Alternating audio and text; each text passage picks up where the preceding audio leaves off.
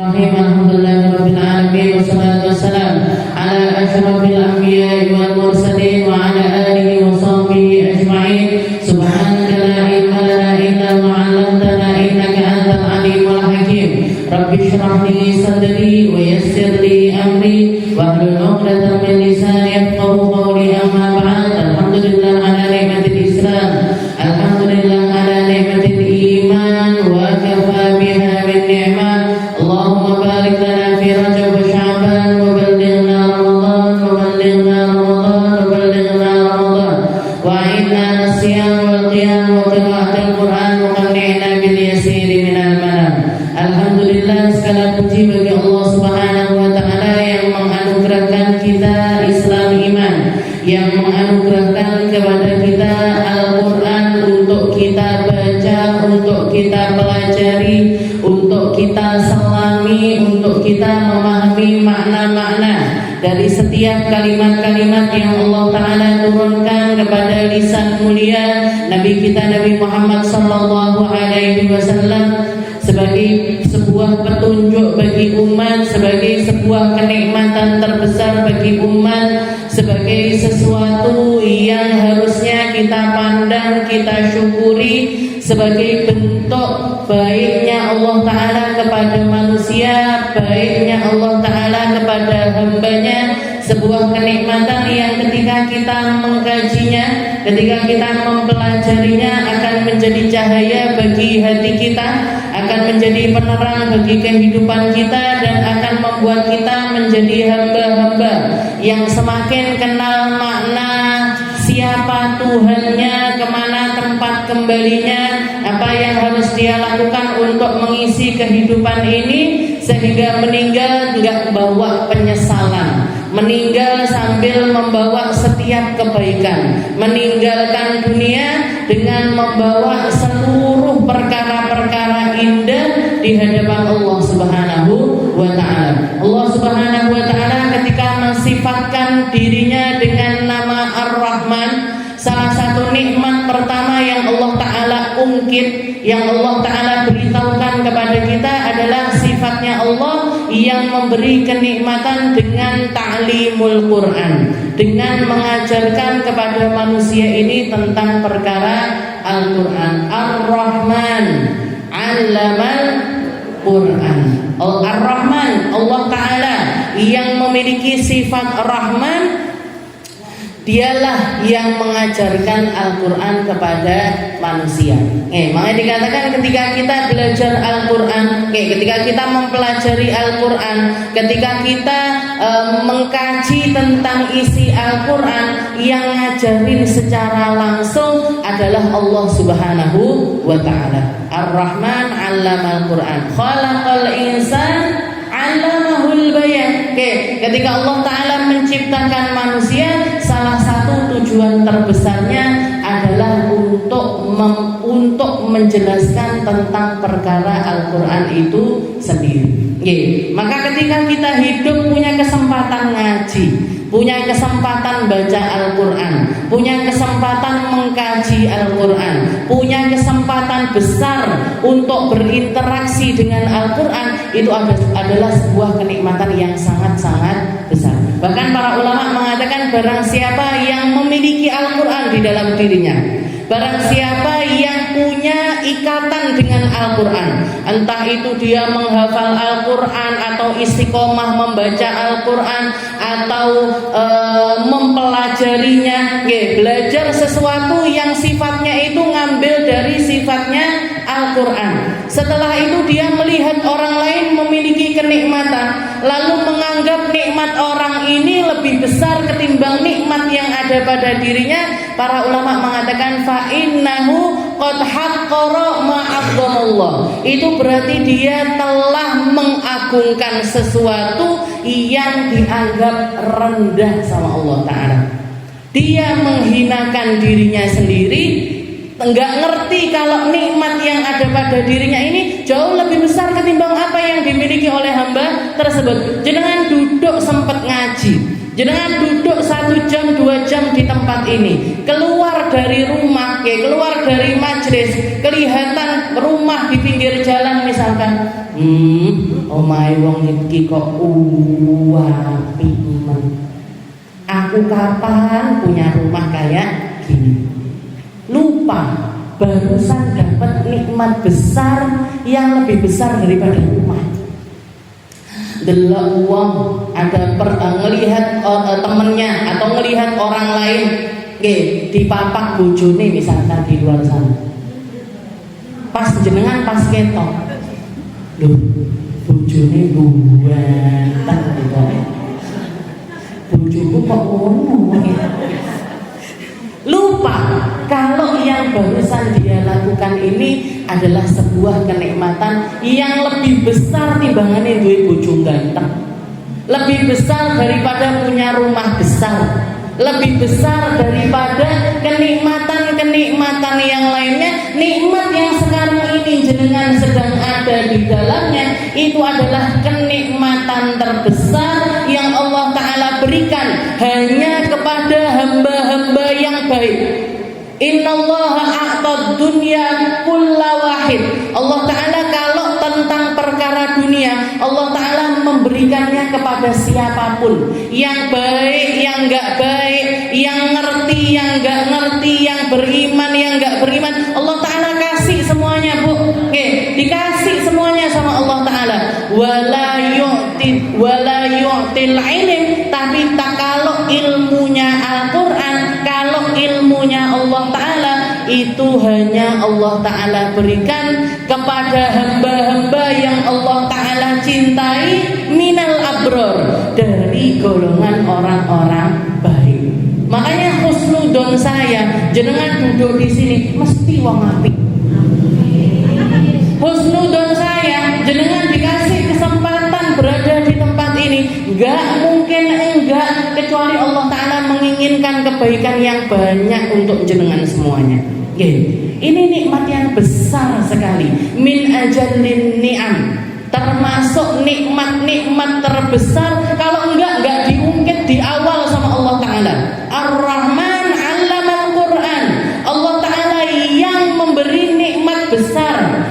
Kalau kita baca setiap harinya enggak akan pernah lepas hari-hari kita dengan kalimat ini, Bismillahirrahmanirrahim, dengan menyebut nama Allah. Siapa Allah? Yang punya sifat Rahman, punya sifat Rahim. Salah satu para ulama menafsirkan, ada banyak tafsiran tentang Ar-Rahman Ar-Rahim. Ada yang mengatakan Rahman yang memberi kenikmatan-kenikmatan versi akhirat, kalau Rahim yang memberi kenikmatan versi duniawi.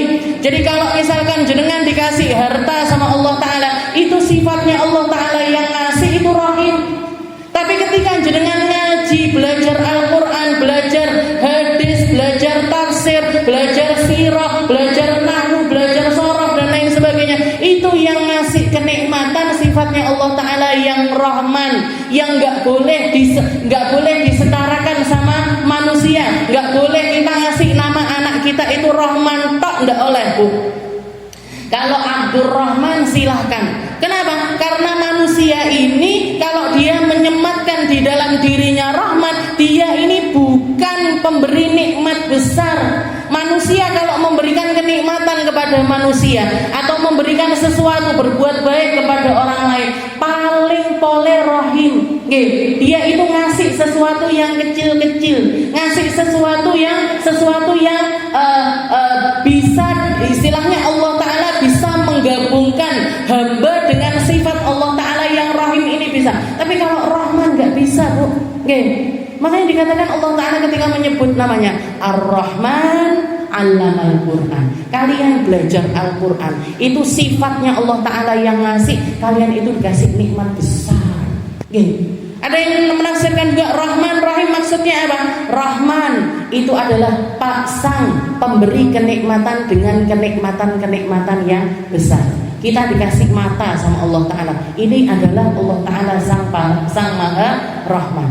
Dikasih sama Allah Ta'ala bisa ngomong, bisa dengar, bisa melihat dan lain. Nah itu yang ngasih nikmat Allah. Rahim, nikmat-nikmat tambahan di dalam perkara tersebut. Orang dikasih mata, sama-sama semuanya dikasih mata dua sama Allah Ta'ala. Tapi tiap orang kan penglihatannya beda-beda. Lek usia jenengan biasanya lek maca buku wis ngeten. Sampai mendelik. Baru dikasih kacamata baru kelihatan. Oh, baru kelihatan jelas. Oke, ada yang juga dikasih itu namanya plus biasanya. Nanti kalau yang masih muda-muda dikasih minus. Oke, ngelihat yang jauh-jauh enggak kelihatan. Oke, jadi yang ngasih nikmat normalnya mata, bisa ngelihat, bisa beda nih warna, itu adalah sifat Allah Ta'ala yang rahim. Makanya Allah Ta'ala mengatakan di dalam Al-Quran juga, wa awrathna kitab alladhina astafainahum min ibadina. Orang-orang yang aku kasih nikmat Al-Quran, mereka adalah hamba-hamba pilihanku. Mereka adalah hamba-hamba pilihanku yang dipilih sengaja sama Allah Ta'ala untuk memberikan nikmat yang lebih besar nantinya di akhiratnya Allah Ta'ala bersama dengan Nabi Muhammad SAW. Kenapa? Orang yang pertama kali dikasih nikmat Al-Quran adalah Nabi Muhammad SAW. Iqra ya Muhammad. Katanya Nabi, ma'ana biqari, saya bukan orang yang bisa baca. Iqra bismi rabbikal ladzi khalaqal insana min 'alaq. Sampai ke 5 ayat pertama dari surat Al-Alaq. Jadi Nabi Muhammad orang yang pertama kali dapat nikmat Al-Quran. Dari kenikmatan Al-Quran inilah, dengannya Nabi Muhammad mensyukurinya, dan setelah itu ditambahi sama Allah Ta'ala macam-macam nikmat yang lainnya. Dari efek dari Al-Quran ini Nabi Muhammad mendapatkan nikmat-nikmat besar yang lainnya yang menjadi tambahan dari Allah Ta'ala, baik itu di dunia sampai di akhirat nanti. Kita lanjutkan pembahasan kita masih di dalam surat At-Takwir. Ila an qala Allah Ta'ala fi kitabihil aziz, a'udzu billahi minasyaitonir rajim. Bismillahirrahmanirrahim. Idza syamsu kuwirat wa idza nujumu kadarat wa idza jibalu suyirat wa idza al-isharu utilat wa idza al-wuhushu hushirat wa idza al-biharu sujjirat wa idza an-nufusu zuwijat wa idza al-maw'udatu su'ilat bi ayyi dzambin qutilat. Kita sampai kepada firman Allah Ta'ala. Setelah Allah Ta'ala menjelaskan berbagai perkara yang akan terjadi di hari akhirat nanti, di hari kiamat nanti, mulai dari hancurnya matahari, bintang-bintang, gunung-gunung, serta segala sesuatu yang ada di atas permukaan bumi ini, termasuk diantaranya juga wa idzal biharu sujirat wa idzan nufusu zuwijat, hari di mana lautan diganti menjadi lautan api sama Allah Ta'ala, serta saat itulah para jiwa manusia bergabung kembali dengan jasad mereka, diingatkan kembali dengan amalan-amalan mereka, dikumpulkan bersama komunitas-komunitas mereka. Jadi 3 perkara tafsiran dari wa idzan nufusu zuwijat, hari di mana jiwa manusia digabungkan sama Allah Ta'ala. Qaul yang pertama mengatakan digabungkan dengan jasad yang sekarang ini manusia kalau masih hidup berada di dalam jasad tersebut. Nanti seluruh jasad yang telah hancur lebur sekalipun, yang sudah mati 1000 tahun, 100 tahun, 500 tahun, berapa lama dia ada di dalam kuburan sampai seluruh jasadnya ini hancur, maka tetap dari athar jasad tersebut Allah Ta'ala akan menjadikan jasad-jasad yang baru untuk dihuni oleh roh-roh mereka kembali. Dikatakan di seluruh organ manusia ada satu tulang yang dihancurkan dengan apapun gak akan pernah hancur, yaitu dari tulang belakangnya manusia. Nanti dari pecahan tulang belakang itulah Allah Ta'ala akan menciptakan jasad yang baru untuk manusia sebagai jasad akhirat mereka.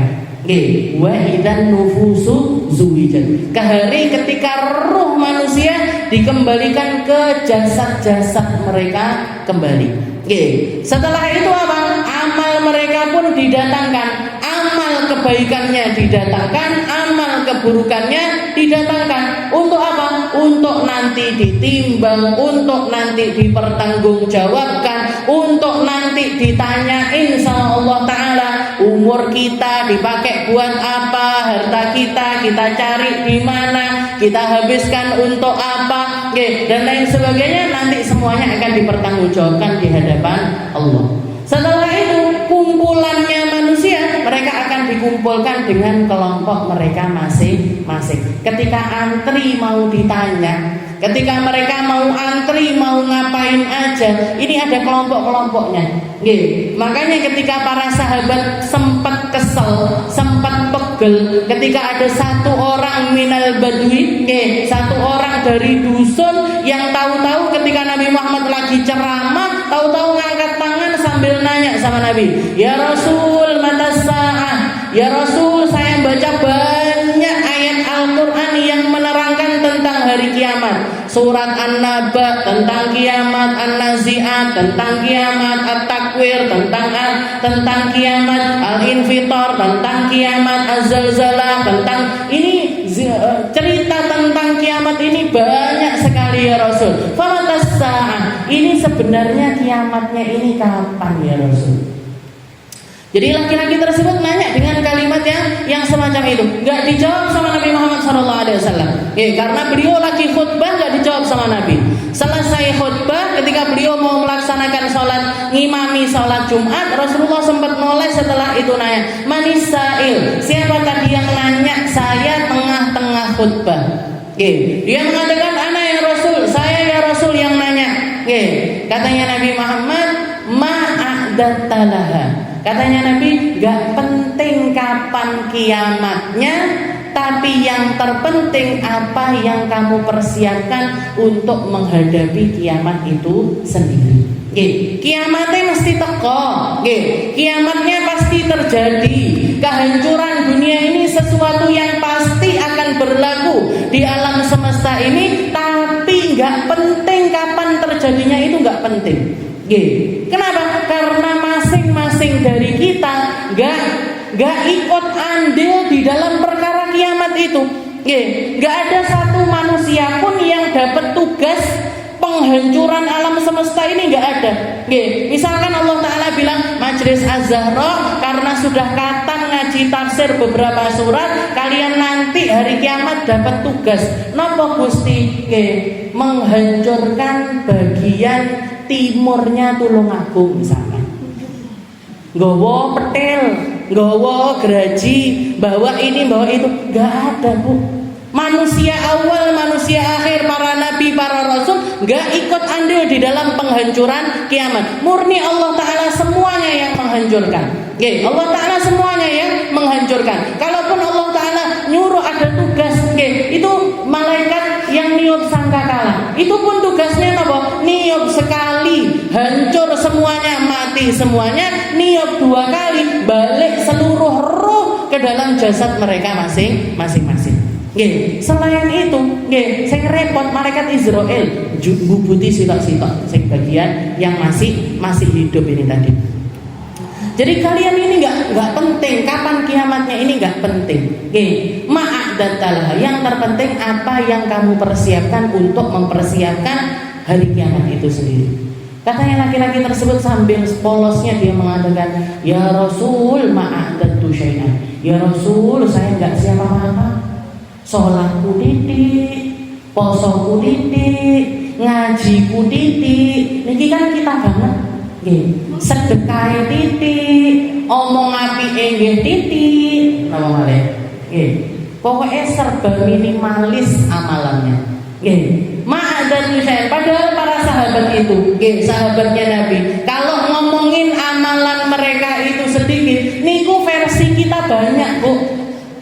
Versinya kita banyak. Para sahabatnya Nabi itu rata-rata, rata-rata kebanyakan dari mereka gak pernah lepas dari seminggu kecuali mesti hatam Al-Quran. awake dhewe jajan. Nggih, jenengan khatam Al-Qur'an terakhir kapan, Bu? Glegean kabeh. Menghela nafas panjang semuanya.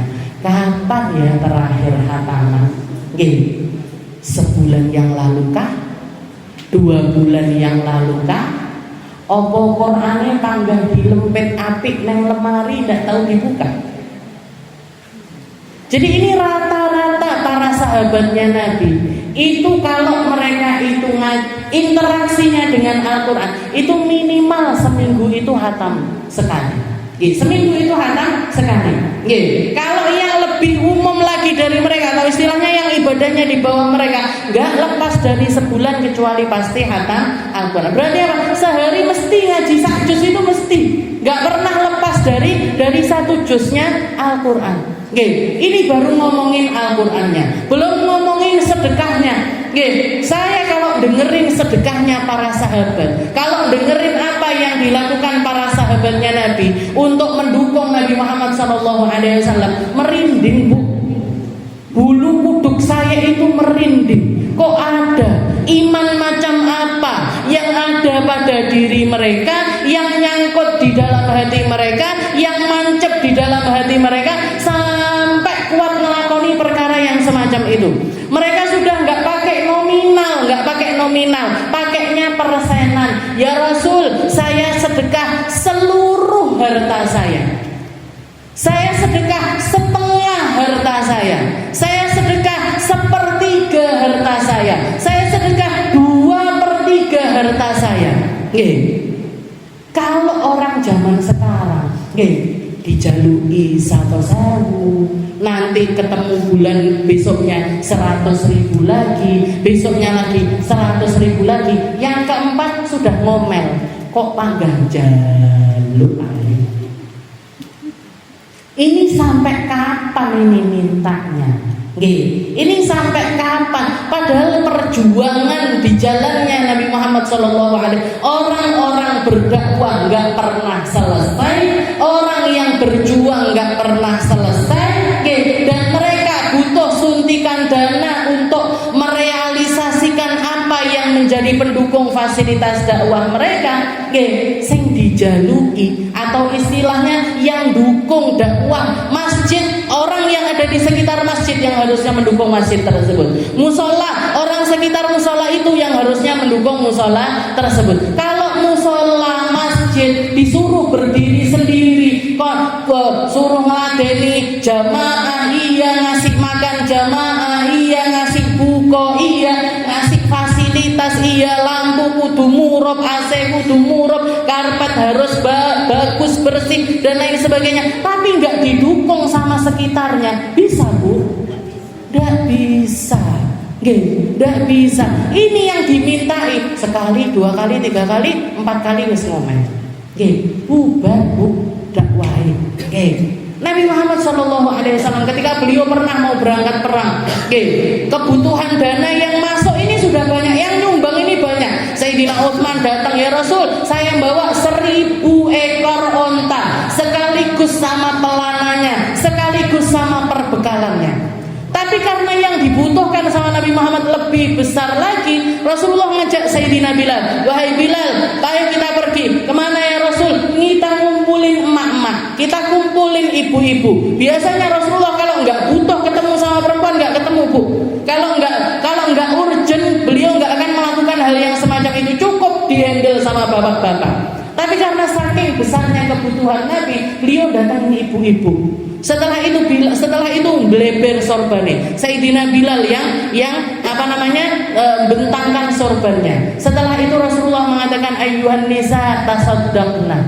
Wahai para perempuan, senakeh sedekah. Karena sedekah itu salah satu perkara yang paling bisa membentengi kalian dari panasnya api neraka. Maka dikatakan saking indahnya cara Nabi menyampaikan kalimat-kalimatnya, itu ibu-ibu gondeli dicepot, kalungnya dicepot, gelangnya dicepot, sampai 1 sorban itu penuh. dengan perhiasannya para ibu-ibu. Ini orang-orang di zaman tersebut. Jadi imannya luar biasa, sehingga apa? Iman itu buahnya ya amal soleh. Iman itu yang keluar membuat mereka ini melakukan perkara-perkara yang diridhoi sama Allah Subhanahu wa taala. Wa idzan nufusu zuwijat. Kita nanti akan dikumpulkan di dalam komunitas yang kita paling dominan. Hidup kita ini di mana? Ya kita akan dikumpulkan di situ. Dan setelah itu kita akan dikembalikan ke dalam jasad-jasad kita, dan kita akan membawa seluruh amalan-amalan kita. Baru dikatakan ketika laki-laki tersebut, orang Badui tersebut, ma'adatu syai'an ya Rasul. Saya enggak bawa apa-apa ya Rasul. Illa hubbullah wa hubbu rasulih. Saya enggak bawa apa-apa kecuali dua perkara yang saya punya. Apa itu? Cinta sama Allah, cinta sama Rasulullah Shallallahu Alaihi Wasallam. Maka dikatakan Rasulullah tersenyum sambil mengatakan anta ma'aman ahbabta. Kamu nanti akan dikumpulkan bersama orang-orang yang kamu cintai. Ngumpul lagi, hatimu bergetarnya di mana? Hatimu senengane nengen di. Hatimu itu condongnya kemana? Bersama mereka kamu nanti akan dikumpulkan. Wa idzan nufusu zuwijat wa idzal mau'udatu su'ilat bi ayyi dzambin qutilat. Salah satu perkara yang akan menjadi pertanggungjawaban pertama dari setiap hamba adalah urusan jiwa.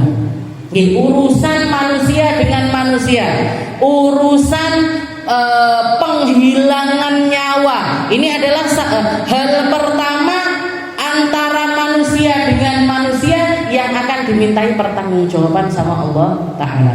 Wa idzal mau'udatu su'ilat bi ayyi dzambin qutilat. Katanya Allah Ta'ala, nanti di hari kiamat itu adalah hari di mana bayi-bayi yang pernah dibunuh, anak-anak perempuan yang pernah dibunuh, mereka akan nanya sama yang membunuh mereka atau yang ikut serta di dalam pembunuhan tersebut atau yang mendukung dengan pembunuhan tersebut, bi ayyi dzambin qutilat. Kenapa kok mereka ini sampai dibunuh? Kenapa mereka ini dihilangkan nyawanya? Makanya Nabi Muhammad SAW mengatakan di dalam hadisnya, awalu ma yuqda fil qiyamah sya'nun nafas. Sesungguhnya perkara pertama yang akan ditanyai sama Allah Ta'ala adalah tentang perkara jiwanya manusia. Man a'ana ala qatli muslim walau bi syatri kalimah. Barang siapa yang bantuin orang untuk membunuh sebuah jiwa walaupun cuman dengan satu kalimat, maka dia akan dibangkitkan di hari kiamat nanti. Di atas dahinya ada tulisan ayisun min rahmatillah. Apa artinya? Jorwong ini orang sudah pasti nggak dapat rahmatnya Allah. Ini orang adalah manusia-manusia yang berputus ais, itu artinya orang yang putus asa. Maknanya apa? Orang ini nggak mungkin selamat. Kenapa? Karena dia pernah melakukan pembunuhan. Jadi bunuh manusia lain itu perkara yang sangat-sangat besar sekali. Bahkan Nabi Muhammad mengatakan, "Lau dzahaba ad-dunya kullah la'adun indallah." Sesungguhnya hilangnya satu jiwa itu jauh lebih besar di sisi Allah Ta'ala ketimbang hilangnya dunia dan seisinya. Dunia seisinya hilang sekalipun, sama harganya satu jiwa, itu enggak bisa dibandingkan. Bahkan Nabi Muhammad SAW mengatakan, barang si man kasara qalba muslim, barang siapa yang gelak nih hatinya hamba yang beriman atau nyakitin hati orang yang beriman, itu dosanya setara menghancurkan Ka'bah 7 kali. Ka'bah dibangun sama Nabi Ibrahim sama Nabi Ismail, dibangun, dihancurkan, dibangun lagi, dihancurkan, dibangun lagi, dihancurkan, sampai 7 kali. Ini pelaku penghancurannya, dosanya sama orang yang nyakitin orang muslim yang lainnya lebih besar dosanya nyakitin hamba muslim yang lainnya. Seperti itu Allah Ta'ala menjaga kehormatan orang beriman. Dijaga hartanya, dijaga hatinya, dijaga kehormatannya, dijaga darahnya. Orang zaman sekarang kalau kita melihat berita kriminal, kan kayak nggak masuk akal. Anak bunuh ibunya, orang tua bunuh anaknya, yang belum lagi istilahnya bayi-bayi yang dibuang dulu. Makanya sekarang ini para ulama mengatakan sekarang ini adalah zamannya jahiliyah yang kedua. Dan jahiliyah yang kedua lebih dahsyat dibandingkan jahiliyah yang pertama. Kenapa? Kalau orang jahiliyah yang pertama, anaknya dikasih kesempatan anaknya lahir, kelihatan perempuan baru dibunuh. Orang zaman sekarang durung delok anake, benda dikasih kesempatan lahir, minum, makan sesuatu yang bikin si bayi ini tadi gugur. Nggak peduli laki, nggak peduli perempuan, dipateni kabeh. Ini berarti apa? Ini zaman jahiliyah yang kedua. Itu terjadi di sekitaran kita. Itu terjadi di banyak tempat di negeri kita. Apa nggak ada pertanggungjawabannya itu? Semuanya diperlukan. Wa idzal mau'udatu su'ilat. Setiap janin yang sudah dijadikan sama Allah Ta'ala di dalam perut seorang perempuan, itu dia punya hak, punya hak untuk hidup, punya hak untuk meneruskan hidup, punya hak untuk dilahirkan. Kalau sampai diutik-utik, kalau sampai dia melakukan sesuatu kepada bayi-bayi tersebut, wa idzal mau'udatu su'ilat, mereka nanti yang akan nyecer orang tuanya sendiri-sendiri. Kenapa kok saya dibunuh ini, kenapa? Salah saya apa? Yang salah saya apa kamu? Yang maksiat saya apa kamu? Yang melakukan keburukan saya apa kamu? Wa idzal mau'udatu su'ilat, mereka akan datang mendatangi para pembunuhnya, nanyain kenapa kok mereka ini dibunuh. Makanya dikatakan urusan jiwa manusia ini sesuatu yang enggak main-main. Man a'ana musliman, man a'ana ala qatli muslim, barang siapa yang bantu orang untuk membunuh orang lain, walau bisyatri kalimah, katanya Nabi, walaupun cuman dengan separuh kalimat. Cuman dengan separuh kalimat. Kalimat itu micu orang untuk melakukan pembunuhan. Orang ini akan tertulis di akhirat nanti, di atas dahinya nanti, ayisun min rahmatillah, orang yang enggak mungkin selamat. Orang yang gak akan dapat jatah dari rahmatnya Allah Ta'ala. Padahal seperti yang kita tahu, orang masuk surganya Allah Ta'ala ini pakai jalur apa? Gak bisa bu, pakai jalur amal itu gak bisa. Pakai jalur doa gak bisa. Pakai jalur munajat gak bisa. Pakainya jalur rahmatnya Allah. Ketika ada seorang hamba di zamannya nabi-nabi yang terdahulu, Nabi Muhammad SAW menceritakan ada orang dari Bani Israel, dia ibadah selama lebih dari 70 tahun. Setiap harinya puasa, setiap malamnya itu bangun malam. Selama 70 tahun gak pernah berhenti istiqomah melakukan hal yang semacam itu, sampai jadi wali, sampai jadi kekasihnya Allah. Dari saking keramatnya orang ini tadi, dia tinggal di atas gunung, tinggalnya di dalam gua. Saking keramatnya orang ini, dikatakan orang ini gak kerja, tapi dikatakan dia dapat rezeki. Di samping tempat dia ibadah, Allah Ta'ala mengalirkan sungai di sampingnya. Dia mau minum kapan aja dari air tersebut bisa.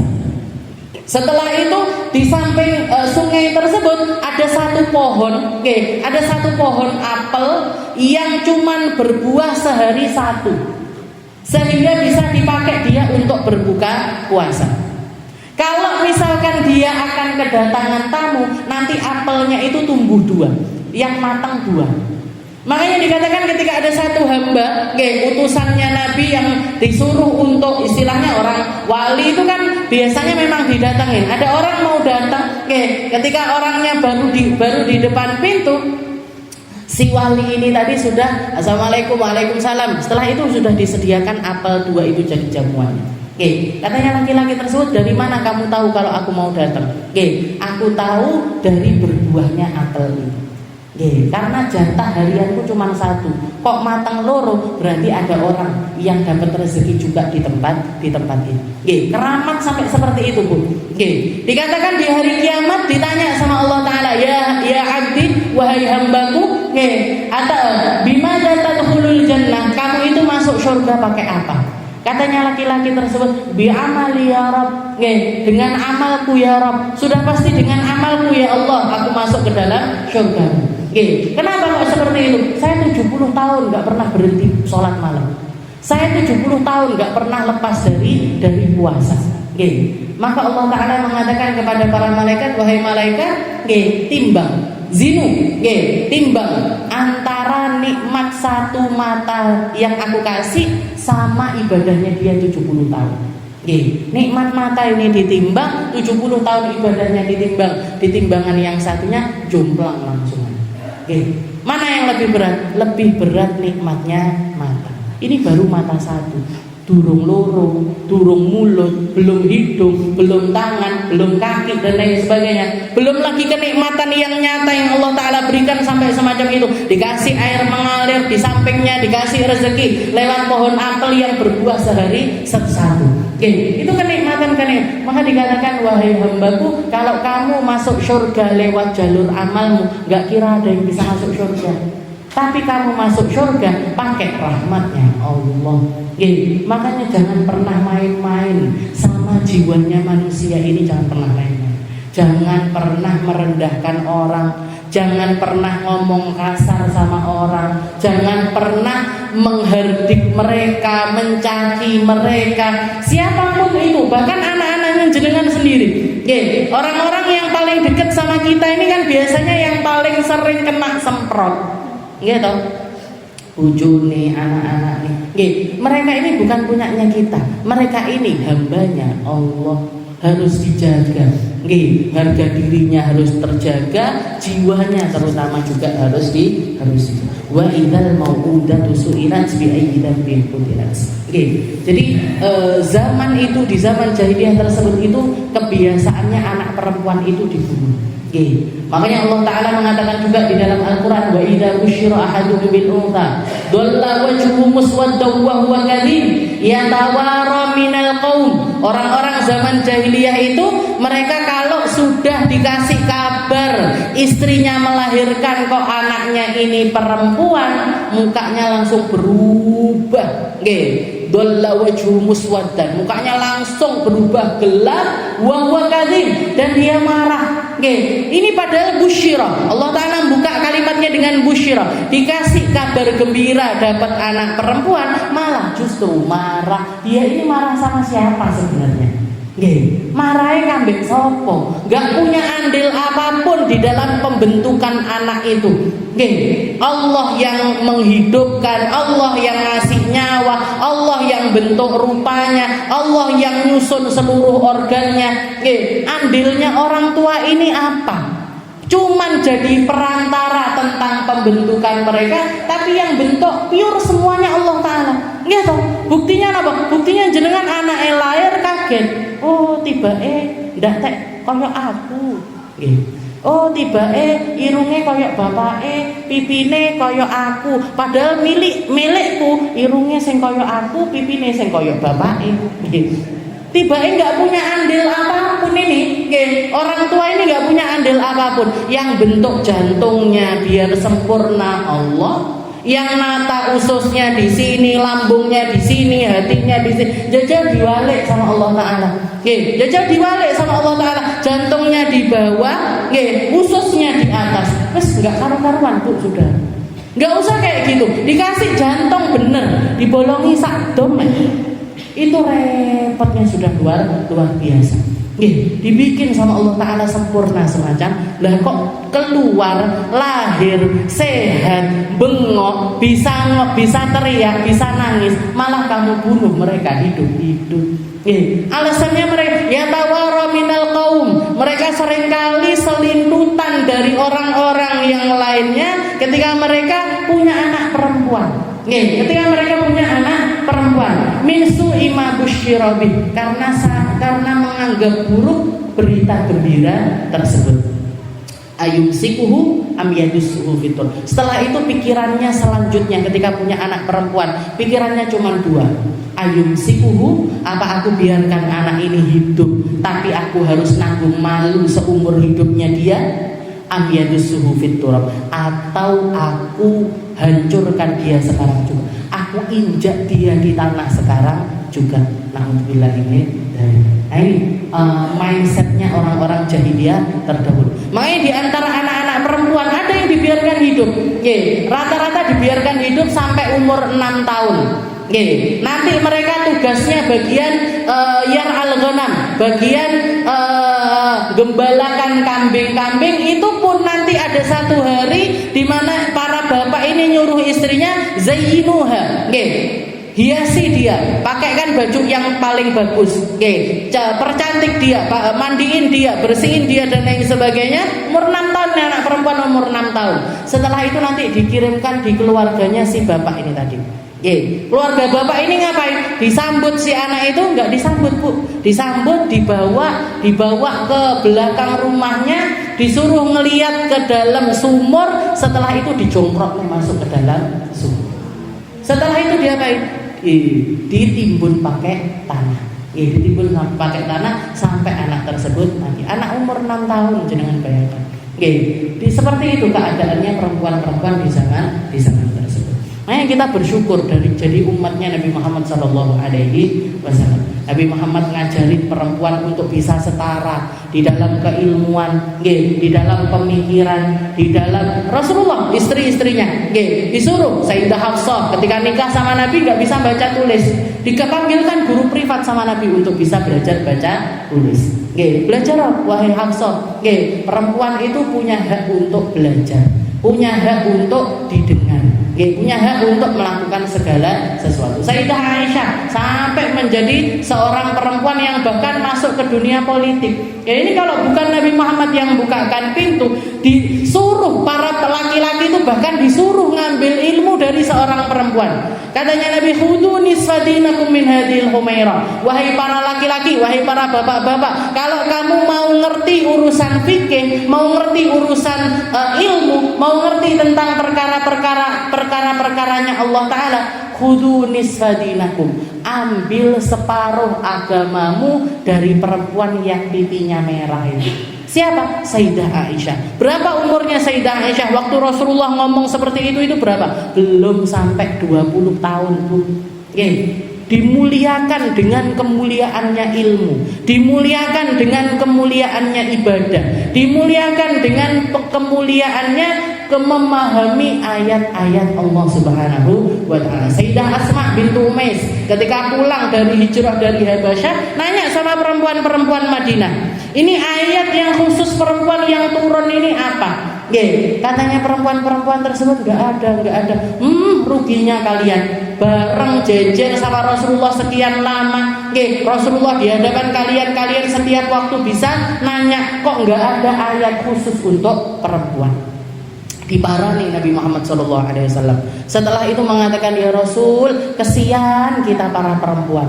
Kenapa wahai Asma? Semuanya yang dapat laki-laki, majelis bapak-bapak, jihad bapak-bapak, sholat jamaah bapak-bapak, pahala besar dipek wong lanang kabeh. Perempuan ini apa? Yang diturunkan untuk kita ini apa ya Rasul? Langsung turun ayat pun. Allah Ta'ala menjelaskan satu persatu, laki perempuan, laki perempuan, laki perempuan. Innal muslimina wal muslimat wal mu'minina wal mu'minat was shaimina was shaimat wal dzakirina Allah katsiran wal dzakirat wal qanitina wal qanitin ila akhiril ayat. Nggih, katanya Allah Ta'ala, orang muslim laki-laki, orang muslim perempuan, orang mukmin laki-laki, orang mukmin perempuan, ahli puasa laki-laki, ahli puasa perempuan, ahli ibadah laki-laki, ahli ibadah perempuan, yang banyak zikir dari laki-laki, yang banyak zikir dari perempuan, yang jaga kemaluannya dari laki-laki, yang jaga kemaluannya dari perempuan, al-mutasaddiqin wal mutasaddiq, ahli sedekah laki-laki, ahli sedekah perempuan. A'adallahu lahum maghfiratan wa ajran 'azima. Kalau kalian masukkan dirimu di dalam list peribadatan ini, Allah Ta'ala telah menyediakan untuk kalian Allahu lahum maghfirah, disediakan sama Allah Ta'ala ampunan wa ajrun 'azima, dan pahala-pahala yang besar. Mau laki mau perempuan. Ini siapa ini? Berkatnya siapa? Berkat ucapannya Sayyidah Asma itu Umais, yang protes sama Nabi Muhammad. Keluar bu, perempuan-perempuan cerdas di zaman Nabi keluar. Perempuan-perempuan yang tahu porsinya untuk ngambil porsi dari peribadatan ini ngerti. Ummu Sulaim, ibunya Anas bin Malik, dari sekian banyak orang yang menyambut Nabi Muhammad SAW ketika datang di negeri Madinah, semua bawa hadiah-hadiah. Ada yang hadiahkan onta, ada yang hadiahkan kuda, ada yang hadiahkan korma, ini itu dan lain sebagainya. Katanya Ummu Sulaim kayak gini-gini ini biasa. Datang Ummu Sulaim dan datangi Nabi Muhammad setelah itu mengatakan, ya Rasul, saya tidak bawa hadiah apa-apa. Saya punya hadiah ini ya Rasul, harta saya paling berharga. Apa itu? Anak saya Anas bin Malik umur 7 tahun, jenengan bawa, jenengan pek, jenengan suruh ngapain aja. Apa ini? Istilahnya taktiknya Ummu Sulaim ini apa? Anak umur 7 tahun bu, jenengan coba dititipi anak umur 7 tahun, purun apa mboten? Anak umur 7 tahun suruh bantu-bantu di rumah. Kira-kira niku lek umbah-umbah resik napa mboten? Resik-resik omah bersih apa enggak? Nggih. Cuci piring akean sing dipecah nih ketimbang yang bakalan jadi bersih. Nggih. Ini Anas bin Malik umur 7 tahun dititipin sama Nabi Muhammad SAW, suruh khidmah di rumahnya Nabi Muhammad SAW. Kenapa? Saking cerdasnya si ibu. Tahu sumbernya ilmu, tahu gimana caranya mendekati ilmu, tahu gimana caranya menyelamatkan anaknya dengan ilmu tersebut. Didekatkan sama sumbernya. Di pondok nih di tempatnya Rasulullah SAW. Padahal Rasulullah juga tahu iki bakalan tambah ngerepoti aku. Bener. Disuruh sama Nabi Muhammad suruh beli ini, malah dolanan. Ketok konco-koncone nekeran, melok nekeran dhisik. Katanya Anas bin Malik, saya pernah disuruh Nabi belanja, bawa duit sudah, kelihatan teman-teman saya main, melok main dhisik, dolanan dhisik. Rasulullah dari belakang nanya, "Ya Ana, ya Unais." Rasulullah manggil sayangnya buat Anas itu, "Ya Unais, wahai Anas kecil, kamu tadi tak kongkon pokok malih main gini." Katanya Anas bin Malik, "Dhahabtul an ya Rasul." Iya ini mau berangkat ya Rasul. Padahal wis setengah jam dolanan neker nih gua. Ini saya. Jadi perempuan-perempuan cerdas muncul semuanya. Berkatnya siapa? Berkatnya Nabi Muhammad SAW yang membukakan pintu kesempatan tersebut untuk kaum perempuan. Tidak terima Rasulullah ketika perempuan ini tidak boleh berangkat ke masjid, nggak terima. Makanya sampai sekarang kalau ada ibu-ibu nanya sama saya, "Ustazah, hukumnya perempuan ke masjid itu gimana?" Jenengan nggak nanya hukumnya perempuan ke mall, nggak nanya. Nggak nanya hukumnya perempuan dolan ke pantai, nggak nanya. Nggak nanya hukumnya perempuan untuk arisan, nggak nanya. Lah kok budah neng masjid baru nanya. Ini kan ya berarti perlu dipegang. Batu koyo rada panas. Rasulullah SAW ya memang katanya Nabi, perempuan sholat di rumahnya lebih baik daripada di masjidnya, di kamarnya lebih baik di rumahnya, di tempat yang paling tersembunyi di dalam rumahnya lebih. Ini maksudnya apa? Perempuan itu paling baiknya gele ndak ketok wong lanang. Gele ndak kelihatan orang laki. Tapi ketika kelihatan ada perempuan-perempuan perempuan berangkat ke masjid, itu Masjid Nabawi. Jangan lihat, beda sama Masjidil Haram. Masjid Nabawi ada babun nisa, ada babur rijal. Ada pintu khusus laki, ada pintu khusus perempuan. Di Masjidil Haram nggak ada, Bu.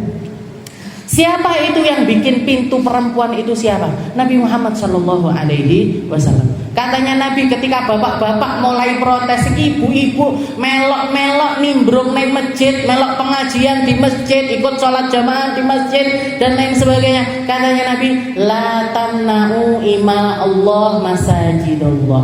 Jangan dilarang emak-emak lek pengen neng masjid, ojo dilarang. Maknanya apa? Kenapa kok dua hadis ini bertentangan? Berarti ada solusi tengahnya.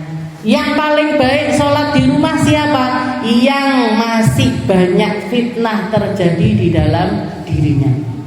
Contohnya apa? Ayu sundul langit. Gitu. Kalau dia lewat semua matanya laki-laki, ini berarti apa? Orang ini, perempuan ini kalau keluar bikin fitnah. Maka lebih baik dia ada di rumah, lebih baik dia sholat di rumah.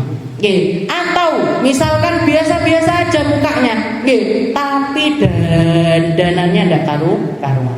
Berangkat ke masjid make upnya 5 cm, bibirnya abang beranang, perhiasannya dipakai semuanya. Nah ini yang enggak boleh. Selama jangan lihat sekarang orang-orang perempuan itu kalau ke masjid dasteran, gitu. Dasteran, pakai mukena, ya selalu sudah mukenaan seperti itu, semua auratnya tertutup, kan nggih api, kan ya dia juga sudah menjaga diri, kan dia juga nyari masjid yang paling dekat, bukan terus orang Kediri sholatnya nang Tulungagung, enggak, jenengan kalau sholat di masjid ya di sholat di masjid yang paling dekat dengan rumahnya masing. Jadi ambil solusi tengahnya, dirasa-rasa nih sama hatinya masing-masing. Di mana tempat khusyuknya kita sholat? Di mana tempat tenangnya kita sholat? Di mana tempatnya kita interaksi sama Allah Ta'ala paling nyaman ini di mana? Kalau di masjid, udah Bu, ke masjid Bu. Berangkat ke masjid. Kalau itu jenengan anggap banyak kebaikan yang bisa didapatkan. Rasulullah itu nggak saklek sama sekali. Kalau bisa, kalau begini, kadang kata-katanya Rasulullah melarang orang untuk minum berdiri. Tapi sesekali waktu beliau pernah didapati minum berdiri. Kenapa? Biar yang minum berdiri tidak dapat dosa. Biar yang minum berdiri nggak dapat dosa. Walaupun anjurannya Nabi kalau minum duduk, makan pakai tangan kanan. Tapi Rasulullah pernah ditemukan makan pakai tangan kiri. Kenapa? Karena biar yang makan pakai tangan kiri pun nggak dapat dosa. Ini bijaksananya Nabi Muhammad Shallallahu Alaihi Wasallam. Wa idan nufusu suwijat, wa idal mau'udatu su'ilat bi ayyi dzambin qutilat. Jangan main-main sama jiwanya manusia. Allah Ta'ala tidak menghalalkan seseorang untuk membunuh orang yang lainnya kecuali di dalam beberapa hal. An-nafsu bin nafsi, kecuali dalam hal kisos. Kisos itu apa? Orang bunuh orang ya dibunuh.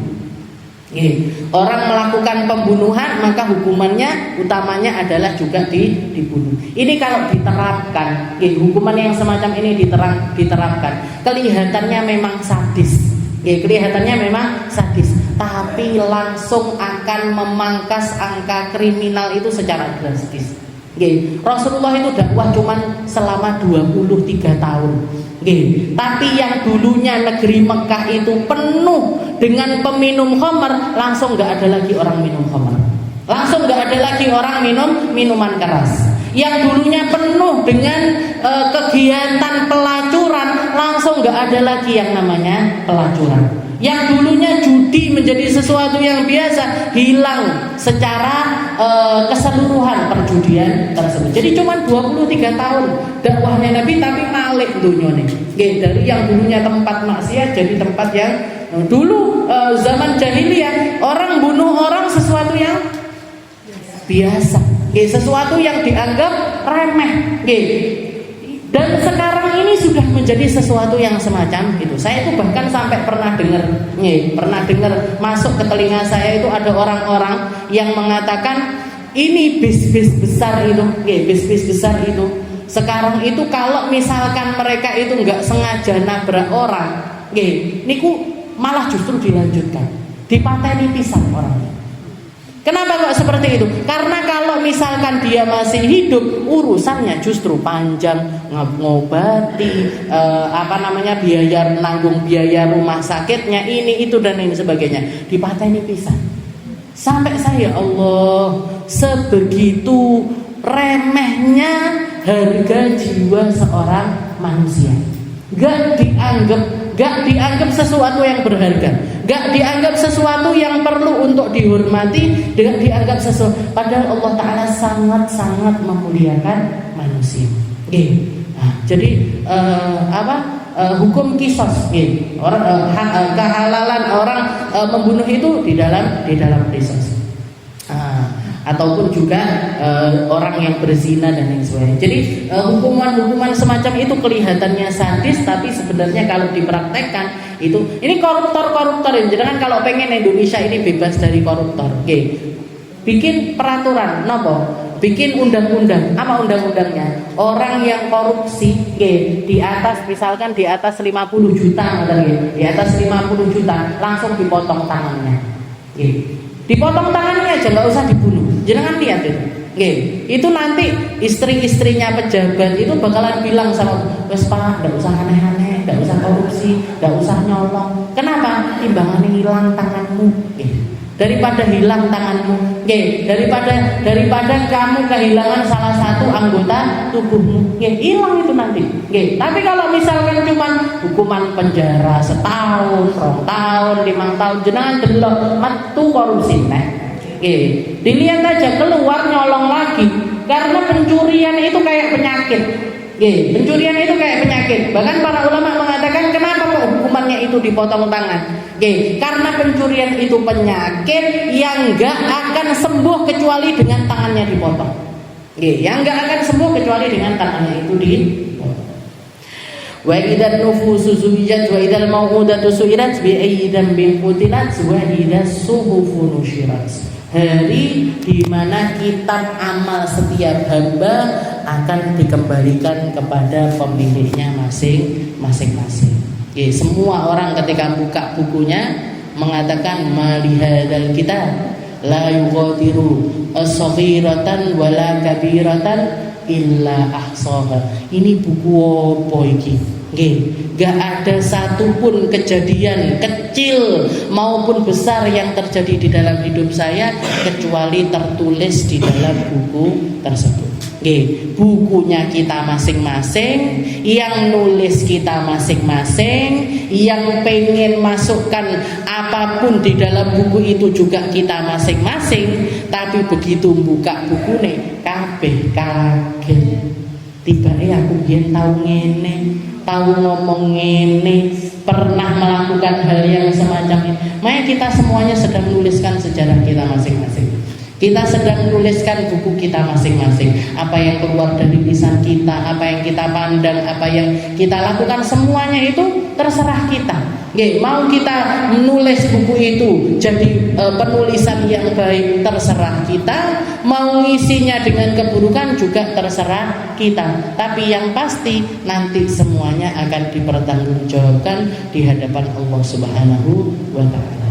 Semoga Allah Ta'ala memberikan kita buku amal yang baik, memberikan buku amal kita dengan tangan kanan kita, dikasih sama Allah Ta'ala kesempatan untuk menuliskan perkara-perkara yang baik di dalam buku catatan kita. Apa yang terlanjur sudah kita tulis dengan sesuatu yang buruk, kita masih dikasih kesempatan sama Allah Ta'ala untuk berubah, dikasih kesempatan sama Allah Ta'ala untuk mentaubatinya, dikasih kesempatan sama Allah Ta'ala untuk menghapusnya, dengan harapan Allah Ta'ala berkenan untuk menghapus keburukan-keburukan kita, dan momen kita mendekati bulan Ramadan ini kesempatan yang sangat-sangat luar biasa bagi kita. Semoga sama Allah Ta'ala dikasih panjang umur, dikasih sehat walafiat, dikasih kekuatan yang besar untuk bisa beramal di bulan Ramadan ini, dan mungkin sama Allah Ta'ala Ramadan ini dijadikan sama Allah Ta'ala Ramadan terbaik untuk kita. Dikasih banyak ibadah untuk kita, interaksi kita dengan Al-Quran, sholat malamnya kita, puasanya kita, berbuka dan juga sahurnya kita jadikan momen-momen ini semuanya pendekatan diri kita kepada Allah Ta'ala. Dan mungkin kita, orang tua kita, anak cucu kita, semua orang yang kita sayangi mendapatkan pengampunan yang sempurna mulai dari hari ini sampai menjelang masuk ke bulan Ramadan, dan setelah masuk ke dalam bulan Ramadan dibersihkan sama Allah Ta'ala sebersih-bersihnya, dijadikan hamba-hamba Allah Ta'ala yang siap untuk menerima setiap anugerah dari Allah Ta'ala. Ala hadhihi niyah wa ala kulli niyatin salihah wa ila hadratin Nabi Muhammad sallallahu alaihi wasallam bisirril Fatihah.